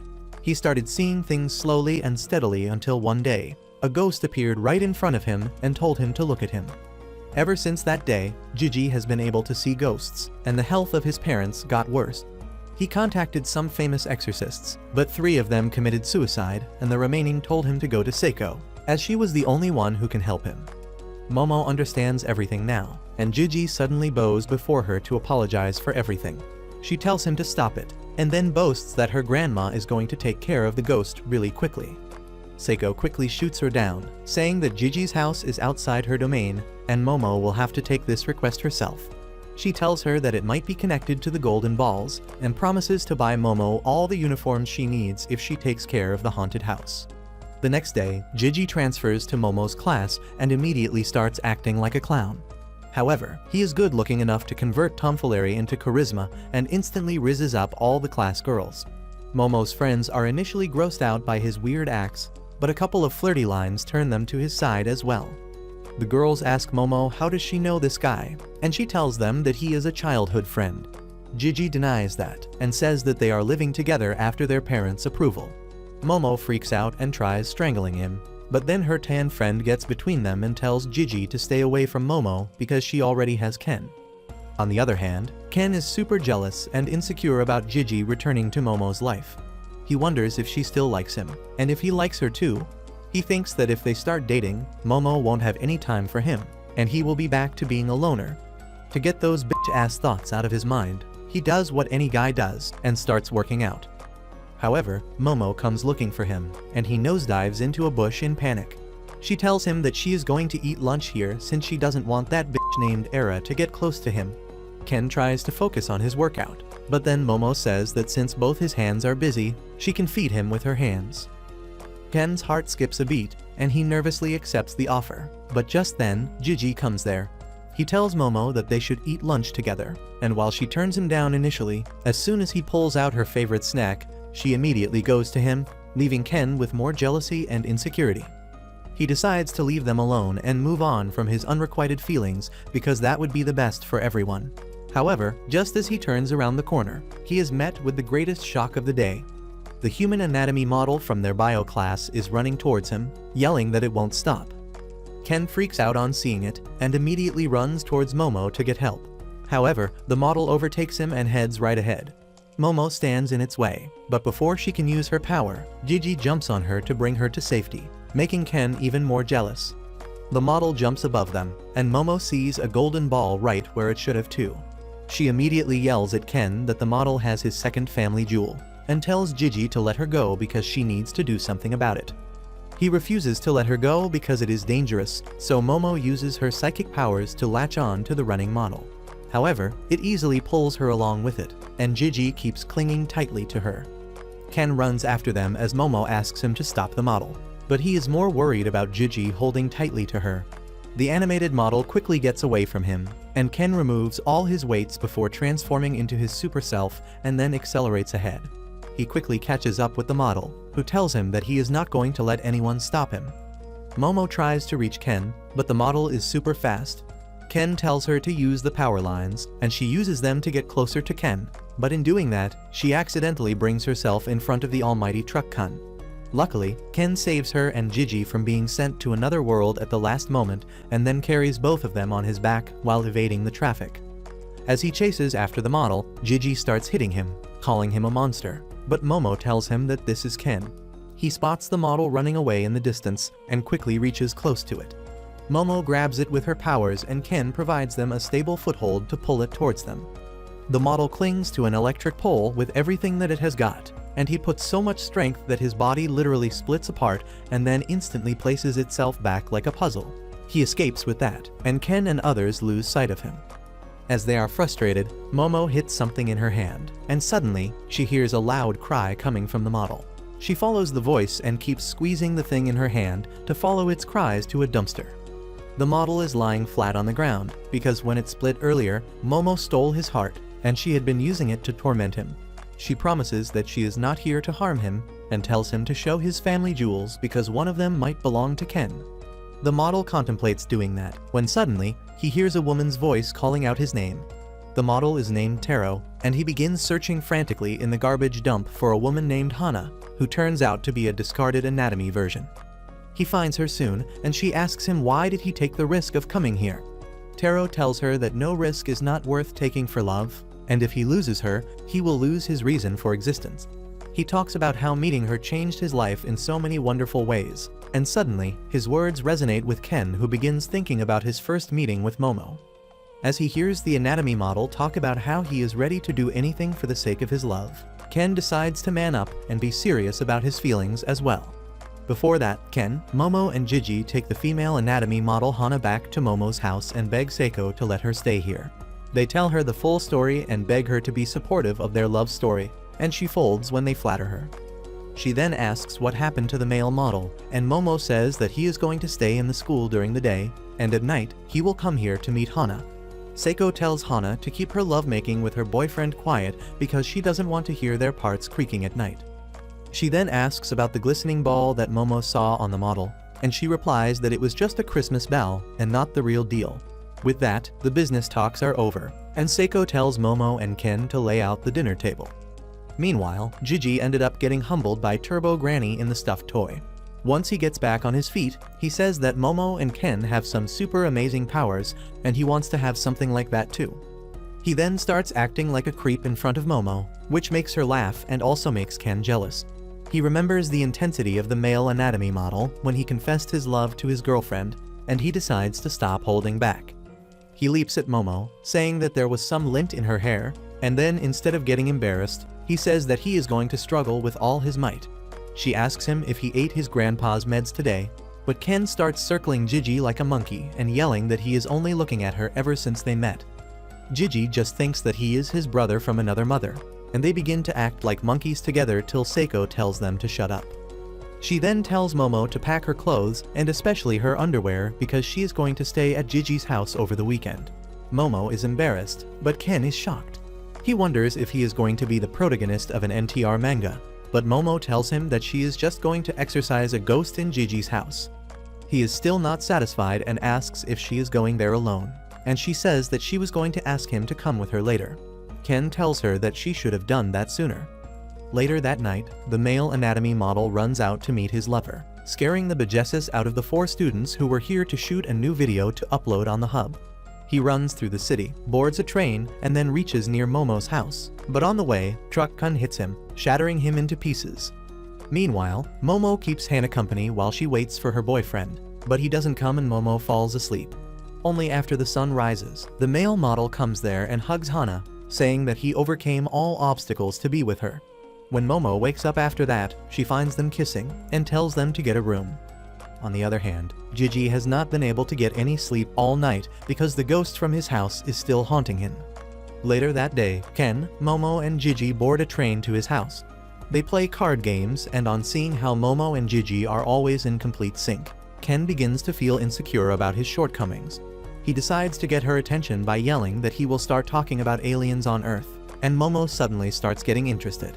Ken pulls out a book and begins telling her about how certain aliens disguise themselves as animals, and he believes that most of the giant snakes in this world are actually aliens. Gigi chimes in, saying that there is also a 200-year-old legend about a giant snake in his area too, and Momo eagerly says that she wants to see the giant snake. Gigi says he will show it to her later, but she will have to stay close to him at all times. Ken tries to show her a picture of the shrine of a mummified kappa, but the one who takes more interest in it is Gigi. He says that he wants to see a kappa and the Loch Ness monster too, and Ken suddenly gets lost in the conversation. He says that the pictures of Nessie are fake, but he saw the real deal just a few days ago. Gigi is blown away by this, and as he keeps on talking about the supernatural, Ken realizes that talking with him is fun. Gigi says that he respects Ken as a friend, and that shocks him because he didn't think they were official friends. Gigi acts heartbroken, saying that he thought that since Ken was Momo's friend, he is going to be his friend too. Ken apologizes, saying that he is just an awkward fellow, and that gets Momo's heart racing because it's the dialogue of her favorite actor. When Gigi asks her what is up, she refuses to tell him, and he throws a tantrum. Ken now realizes that Gigi is a really good person, and his weirdness makes him easy to befriend. He can't even hate him for hogging all of Momo's attention now, and wonders what should he do. Anyway, they soon reach his city, which turns out to be a hot spring town. Gigi tells them that his dad researches volcanoes, so he moved here to study the nearby volcano. Ken asks more about the volcano, and Gigi says that it erupted 200 years ago last time. They keep on walking and soon come to a flight of stairs. Gigi excitedly tells them to follow him, and as they somehow reach the top of the stairs, another set is waiting for them. Gigi doesn't even wait for them, and by the time they finally reach his house, both Ken and Momo are exhausted. He asks Momo if she sees any wicked aura around his house, and she tells him that it looks totally normal to her. She decides to head inside first, but Ken notices something in the woods. He doesn't have time to ponder on that as he follows them inside, but it turns out that the creepy, ugly people of the town have gathered to give them a not-so-warm welcome. Once they enter the house, Momo inspects every corner, but she doesn't find anything wrong. She comes up with a theory that when the spirit mediums sensed something wrong with the house, the ghosts must be active, but right now, they are inactive and hiding. She says that just like in Turbo Granny's case, if the ghosts are hiding, it means that they don't have enough power, and that means she can easily take care of them. Gigi is really happy to hear that, and he begins massaging Momo's shoulders. She is happy to receive his flattery and tells him to bring some juice for her, and he immediately leaves. Momo then asks Ken to sit next to her and relax, because the ghosts will probably come out at night, and they need to recover their strength before that. Just as Ken sits down, Momo tells him that she is going to the hot springs, and tells him to play with Gigi in the meantime. He is worried that it won't be safe, but Momo assures him that she will return before it gets dark. Just as she leaves, Gigi comes with the juice, and on learning that she is gone, he asks Ken if they should play some football. He starts teaching Ken right from the basics, which includes how to kick the ball. Ken finds that he is really pathetic, but he hopes to become better and impress Momo. As he is about to kick the ball with his full strength, Gigi suddenly asks him if he likes Momo, and Ken freezes. He says that Momo is his first friend, and he respects her a lot. But when Gigi says that he likes her face and personality, Ken replies that he likes that too. They start having a competition about who likes Momo more, and that suddenly makes Ken much better at football. They keep fighting during the entire time, but then suddenly, Ken sees something weird about the house. There is a wall next to the house, but there is no room in that location, and there seems to be no other use of the wall as well. On the other hand, Momo decides to get out of the hot spring since she has relaxed enough. But just then, a whole gang of ugly bastards come there. They enter the bath, telling Momo that she must be a real bitch for coming to the mixed bath despite her age. They start approaching her and Momo gets terrified as she wonders what she is going to do now. Meanwhile, Ken and Gigi find that one outer wall of the house is hollow, and it is right next to the mystery wall they saw outside. Gigi says that they should break it because it must have some clues about their case, and as he makes a hole in the wall, he finds a room full of talismans. On the other hand, Momo decides to use her psychic powers to beat the men and run away, but before she can do anything, one of them emerges from the water and grabs her hands. He pushes her under the water, and Momo gasps for breath, realizing that she might get the Diddy Party experience without the baby oil. However, just as the pervert is about to pounce on her, Momo's power suddenly activates, breaking a stone statue and hitting the guy in the head. She gets out of water using this chance, and then the stone statue suddenly explodes, releasing a fountain of hot water. Momo crawls out of the bath quickly, and as the perverts chase her, the roof collapses on top of them, taking all of them down. Momo tries to make a run for it, but one of the men catches her leg, and she falls to the ground. He creeps on top of her, but then suddenly, the wall in front of them falls towards them, and Momo makes it out safely thanks to the power of the plot armor because she was sitting right where the door was. Suddenly, she hears Turbo Granny telling her that she was lucky that this is an old rundown place. Momo is shocked to see her, but Turbo Granny says that she overheard their conversations and snuck into her backpack to enjoy the hot springs. Momo tells her that she just had to ask, but then she begins thinking how she will explain the mess to the hot spring owners. Turbo Granny tells her that it is not her fault, and just then, the locals arrive there looking for the person who destroyed the place. Momo hides and dresses up, while the locals spot the perverts who are known troublemakers in this area. While the perverts try to escape, Momo quietly sneaks from the back, cursing them from the bottom of her heart. She then heads back to Gigi's place with Turbo Granny, and she asks for her expert advice on Gigi's house. Turbo Granny tells her that the place is beyond saving because it has soaked up too much human blood. Back in the house, both Ken and Gigi panic because of the ominous aura the talisman room gives, and they decide to wait for Momo to return because they can't do anything about the situation on their own. Just then, the doorbell rings and Gigi rushes to the door, thinking that it is Momo, but to his shock, it is a bunch of creepy and ugly pale old ladies. Turns out, these ugly old ladies run the local housing cartel, and they immediately make themselves comfortable, eating snacks and gossiping about the families that live nearby. Ken doesn't understand what is going on, so he asks Gigi to elaborate and learns that these ladies own most of the rental property nearby, and his house is one of them. They are allowing him to stay here without paying rent while his parents are in the hospital, and Ken freaks out because he doesn't want them to find that they have punched a hole in the wall. Suddenly, the leader of the ladies asks Gigi if he brought in another spirit medium or exorcist to their place, and he immediately refuses, saying that Ken is just a friend who wanted to visit him. The old ladies get angry at Gigi, telling him that there are no evil spirits around here, and he should stop doing things that will reduce the value of their property. Their leader suddenly pulls out a double-barrel shotgun, saying that she has a hunter's license, and accidents happen all the time in hills, like mistaking a person for a wild animal. She points the gun at Ken and Gigi, who tells her that she might get into trouble with police if she points her gun at someone, and speak of the devil, a cop comes there just then. However, he completely falls silent when he sees the old lady pointing a gun at Gigi, and the very next moment, the four perverts come inside. They begin talking about how they were in trouble because the locals caught them. But thanks to the police officer, they were able to get out without any issues. Turns out, they are the members of the same family, and the old boss lady is their mom. One of the guys creeps up on Gigi, asking who the guest is, and he introduces Ken as his best friend.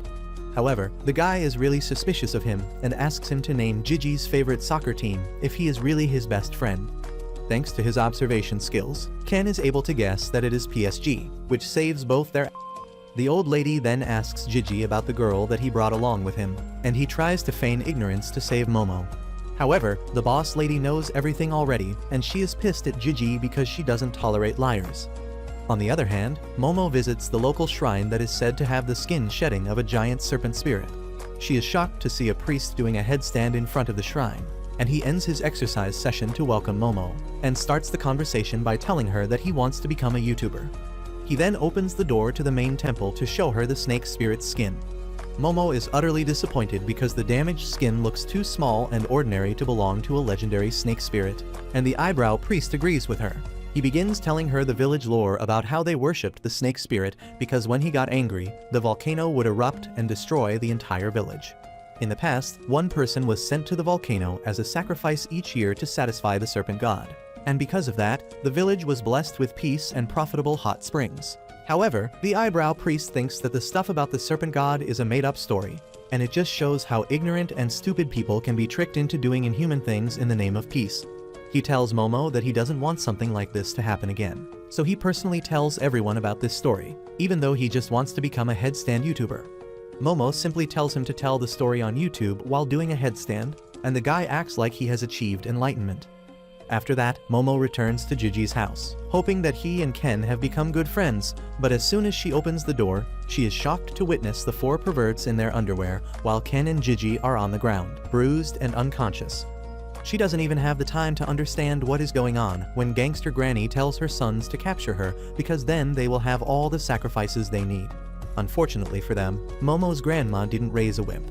She immediately starts throwing hands and faces all four perverts all on her own. She manages to knock them all using her psychic powers and quick thinking, but then one guy grabs her from behind and headbutts her. Momo starts feeling dizzy, and the guy grabs and squeezes her tightly, telling her not to resist. Luckily, Turbo Granny comes out of Momo's backpack just then, freaking out the pervert and causing him to slip over a glass bottle and hit his head on the table. Momo thanks Turbo Granny and asks for her help, but she doesn't want to bother with the rest of the creeps. Momo then tells everyone to get out of the house immediately, but suddenly, the boss lady attacks her with her kung fu moves. She manages to land a solid hit and push her back, but Momo quickly gets back on her feet and starts dodging her attacks. She then pulls the couch towards her with her psychic powers, but the Gangster Granny simply unlocks Ultra Instinct and dodges the attack. She resumes her assault, blocking all of Momo's psychic attacks, and then hits her with her ultimate move, sending her crashing through the wall into the talisman room. The Gangster Granny is curious about Momo and her special powers now, and she asks her who the hell is she. Momo wants to know that too, but then she notices the creepy room full of talismans. On the other hand, the Gangster Granny declares Momo a threat to the peace of their village, who has come here to interrupt their festival and anger the snake god. Momo isn't in the mood to hear all that, and she tells the woman to get out immediately. but she replies that her Keto family has been in charge of protecting the village for generations, and for the past 200 years, they have been offering sacrifices to the snake god each year for the village safety.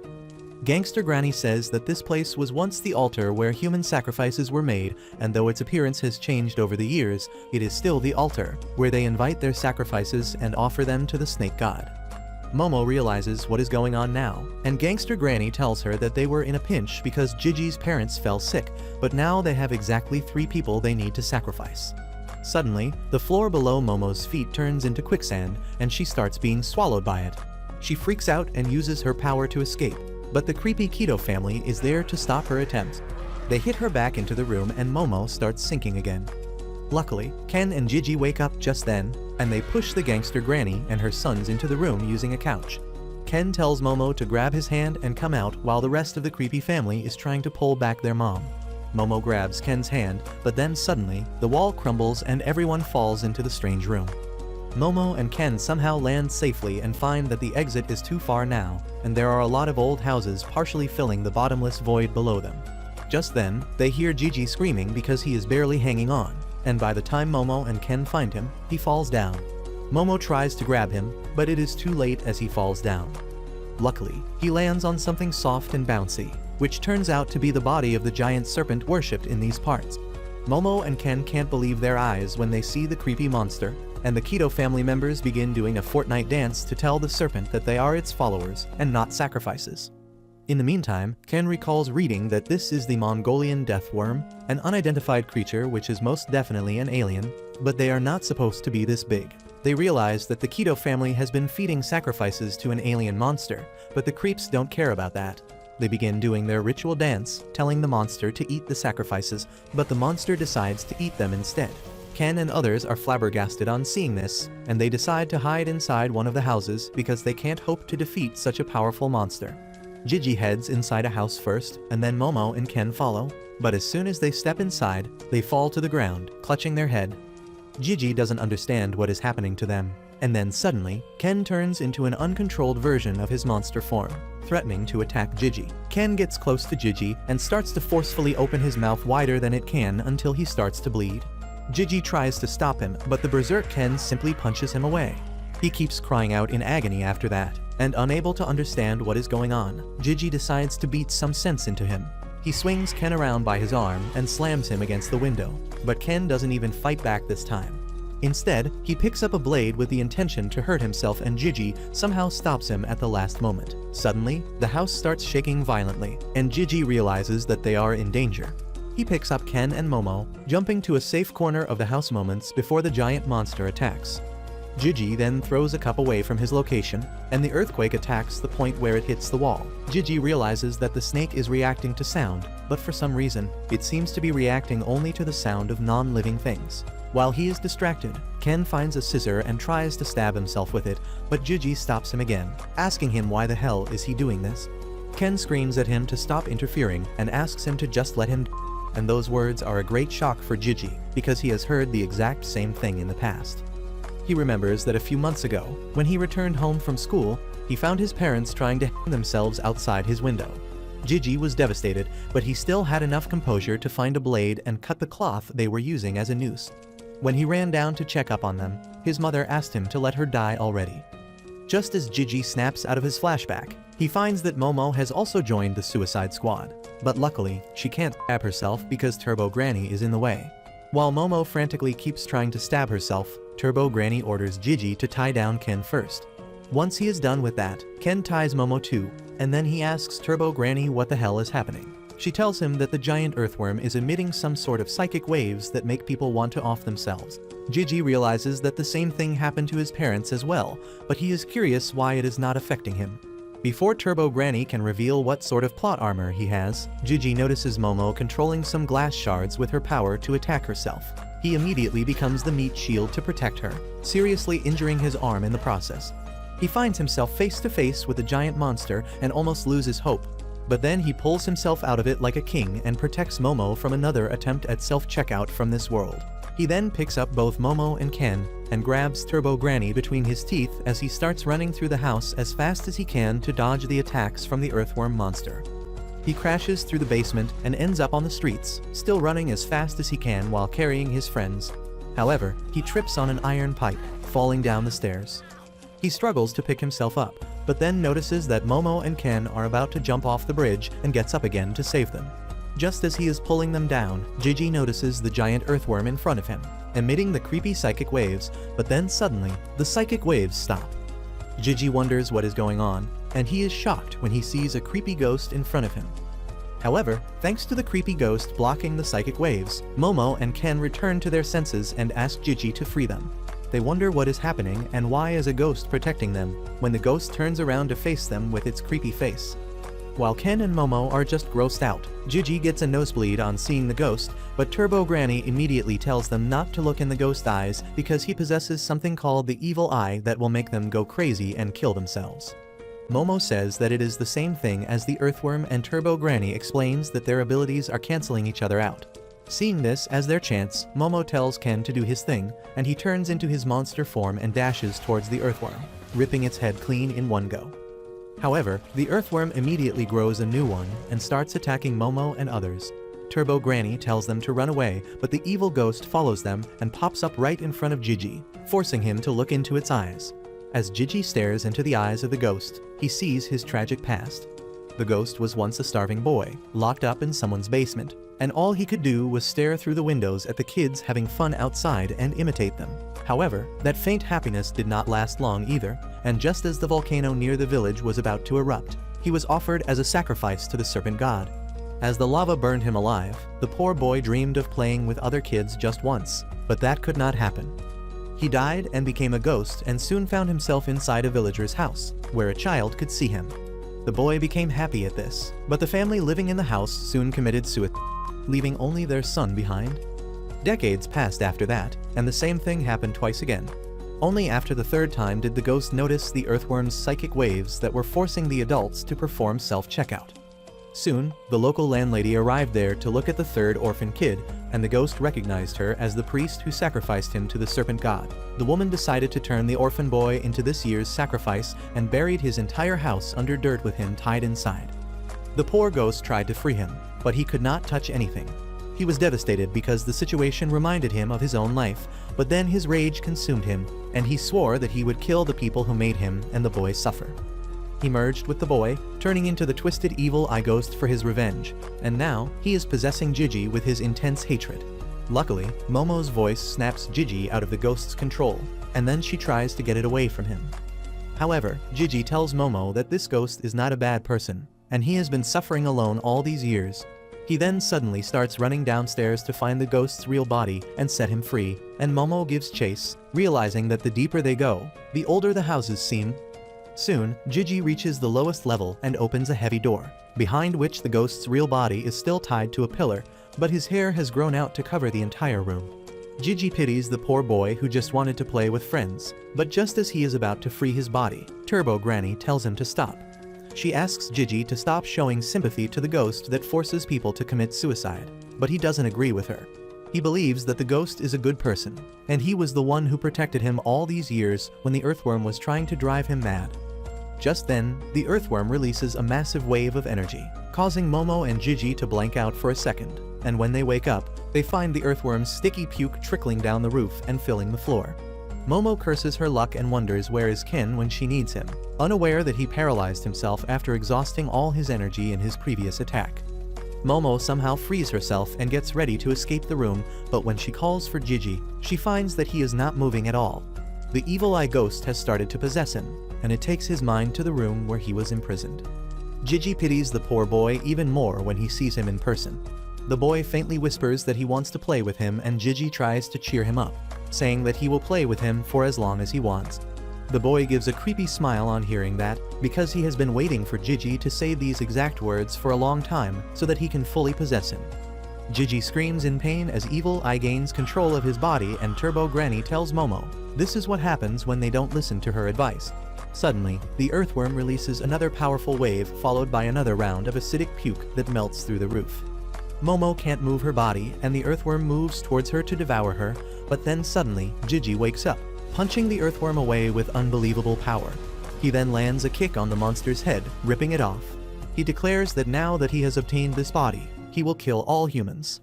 Momo is impressed by his power, but also curious when did he strip to his underwear, but Turbo Granny tells her to stop losing her focus because he is going to come after her next. Unfortunately, Momo has no time to listen to her advice and Gigi, possessed by Evil Eye, kicks her into the wall. He tries to finish her off, but Momo protects herself with a psychic force barrier. Evil realizes that she has a strange power, and also recognizes Turbo Granny as a fellow ghost, and taunts her for being enslaved by humans. Momo tells Gigi to snap out of it, but Evil Eye tells her that Gigi is no more, and he controls this body now. Just then, the giant earthworm wakes up and launches another powerful wave at them. But this time, Evil Eye creates a barrier out of his grudges and hatred that blocks everything. He then collects the hatred of all the souls that were killed in the house and turns them into a ball that he kicks towards the earthworm, drilling a hole into it.